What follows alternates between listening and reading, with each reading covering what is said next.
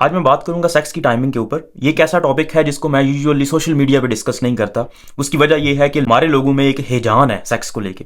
जब भी वो सेक्स का नाम सुनते हैं या सेक्स से रिलेटेड कोई बात सुनते हैं, एक तो बहुत ज़्यादा अट्रैक्ट होते हैं और फिर वहाँ पे शुगर लगाना और लोगों का मजाक उड़ाना, ये उनका एक मामूल है। जितने भी मैंने पहले भी एक दो वीडियोस बनाई हैं, तो वहाँ पे लोगों के कमेंट्स देख के मुझे अच्छा नहीं लगता कि लोग किसी दूसरे का मजाक उड़ाएं।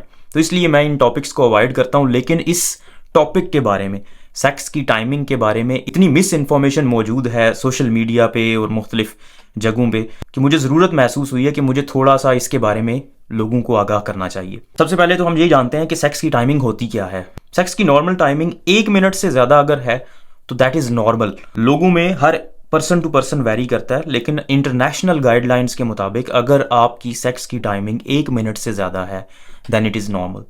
अगर 1 मिनट से कम है तो इसको प्री मैच्योर इजैकुलेशन कहते हैं।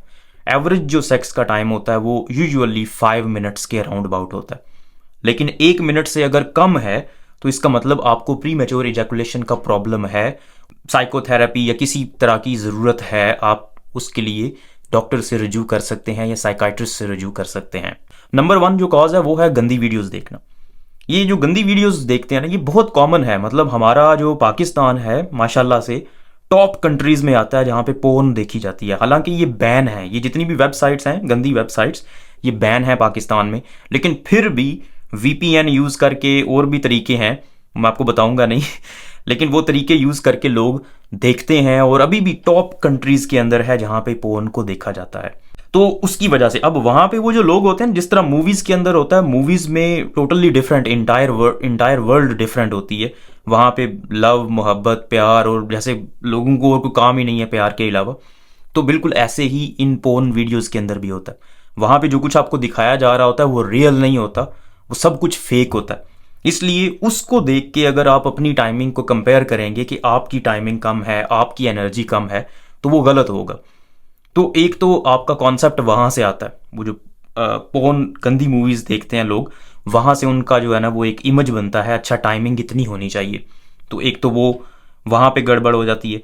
दूसरे नंबर पे जो आपकी प्रॉब्लम आती है प्री मैच्योर इजैकुलेशन की, वो आपकी मेंटल कॉज होती है, साइकोलॉजिकली आपको कोई स्ट्रेस है, टेंशन है, उसकी वजह से ये प्रॉब्लम हो सकती है। तीसरे नंबर पे कुछ फिजिकल कॉजेज़ भी होती हैं। फिजिकल कॉजेज़ में जैसे जिन लोगों को डायबिटीज़ होती है या ब्लड प्रेशर का इश्यू होता है, उनमें भी ये मसला हो सकता है प्री मैच्योर इजैकुलेशन का। अब इसके लिए आप कर क्या सकते हैं, आप कैसे प्री मैच्योर इजैकुलेशन को दूर कर सकते हैं? सबसे पहले नंबर पे जो सबसे इफेक्टिव तरीका है जो लोगों को अपनाना चाहिए वो है अपनी स्ट्रेस को मैनेज करने का और अपनी बॉडी को हेल्थी रखने का। स्ट्रेस को आप मैनेज कैसे करते हैं, ये मैंने कंप्लीट वीडियो बनाई हुई है, ये ऊपर आपको लिंक नज़र आ रहा है, डिस्क्रिप्शन में भी मैं लिंक दे देता हूँ, इसको देखें। स्ट्रेस आप कैसे मैनेज कर सकते हैं। जब आपको स्ट्रेस नहीं होगी, आपकी बॉडी में स्ट्रेस नहीं होगी, आपको मेंटल स्ट्रेस नहीं होगी, तो आपकी टाइमिंग नेचुरली बढ़ जाएगी। दूसरे नंबर पे एक्सरसाइजेज है। एक्सरसाइजेज ज़्यादा से ज़्यादा करें। एक एक्सरसाइज टर्म होती है कीगल एक्सरसाइजेज, वो ज़रूर देखें यूट्यूब के ऊपर और मुख्तलिफ जगहों पे आपको वो पता चल जाएगा किस तरह से एक्सरसाइज करते हैं। तो वो वाली एक्सरसाइजेज करें। वो बेसिकली आपके जो नीचे वाले मसल्स होते हैं, पेल्विक मसल्स, उनको स्ट्रॉन्ग करती हैं और उसकी वजह से भी आप में बेहतरी आ जाती है, सेक्स की टाइमिंग बढ़ जाती है। अगर आपको एक्सरसाइज और स्ट्रेस ख़त्म करने के बावजूद आपको ये प्रॉब्लम हो रही है, तो फिर आप क्या कर सकते हैं, आप डॉक्टर से रिज्यू करें, किसी साइकोलॉजिस्ट से या साइकाइट्रिस्ट से रिज्यू करें, और आप एक साइकोथेरेपी करवा सकते हैं। कपल थेरेपी होती है, अगर मियाँ बीवी हैं तो आप दोनों जाके उनके पास जाके एक सेशंस होते हैं, मतलब टॉक सेशंस होते हैं, तो उससे आप इम्प्रूव हो जाते हैं, काफ़ी बेहतर हो जाते हैं। फिर उसके बाद एक और ऑप्शन है, वो है कॉन्डम्स का। कॉन्डम्स आप इस्तेमाल कर सकते हैं। कॉन्डम जितने थिक कॉन्डम्स होते हैं तो उनसे भी आपकी टाइमिंग नेचुरली बढ़ जाती है, क्योंकि फीलिंग थोड़ी कम हो जाती है, सेंसेशन कम हो जाती है, तो आपकी टाइमिंग बढ़ जाती है।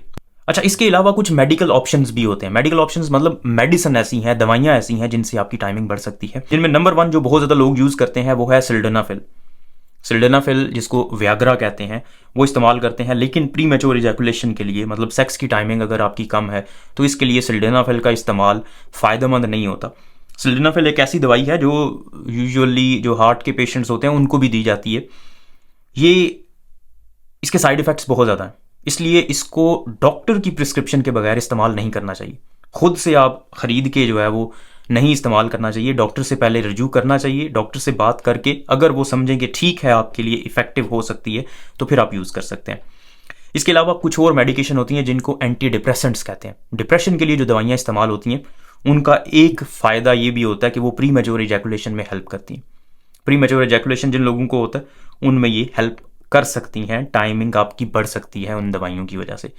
लेकिन लुबे-लुभाब ये कि आप अपनी एक्सरसाइज को इम्प्रूव करें, गंदी वीडियोस को देखना छोड़ दें, वो आपको इतना मेंटल ट्रॉमा देती है ना, आप कभी उससे रिकवर नहीं हो सकते। इसलिए उनको छोड़ें, उनको अपने दिमाग से निकाल दें, तौबा कर लें उनसे।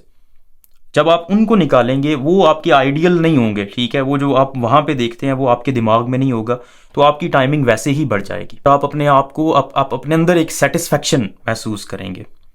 उम्मीद है आपको ये वीडियो पसंद आई होगी। इस वीडियो को लाइक करें, इस चैनल को सब्सक्राइब करें ताकि इस तरह की मजीद इंफॉर्मेटिव वीडियोस आप तक पहुंचती रहें। शुक्रिया।